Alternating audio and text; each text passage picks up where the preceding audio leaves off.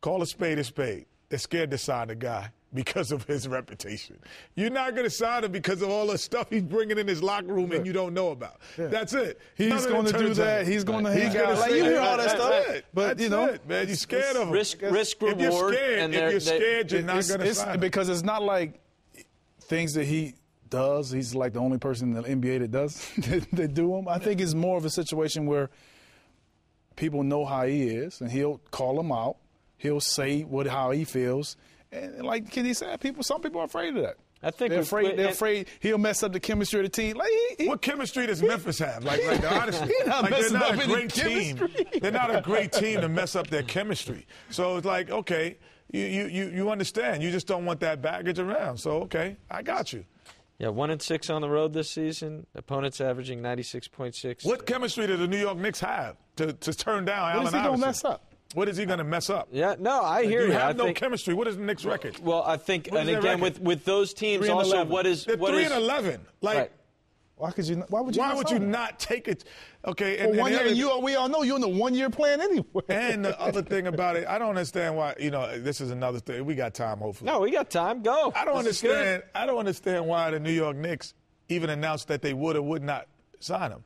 New Jersey didn't say we're not taking him. Think about it, yeah. Memphis, like. If you're not taking, I think that hurt him as well. Exactly. That hurt him because now here's a team that says they might want you, and then they don't. And they weren't a player in the game to do that. Like Minnesota didn't say it. Denver didn't say it. All these other teams didn't say anything. Why did the Knicks have to say? Well, I defend that because they probably knew it was going to get out anyway. Why? Once they were interested, they knew it was going to get out. So let's get out front of it and say, yes, we're interested. We're going to talk to them. They didn't say interested. They said it was pretty much a done deal. I mean, Miami hasn't said anything. Cleveland hasn't said anything. Orlando hasn't said anything. I think that hurt him more than anything. When I heard them say that, I said, wow, that hurt. I said he might not get signed to after All-Star break when I heard that. And then when he comes out the retirement statement, I say that's going to really hurt him. So I just think that it wasn't needed. I don't understand why you don't need him. You're 3-11. I better call Eric Snow. Him and Allen together, remember them?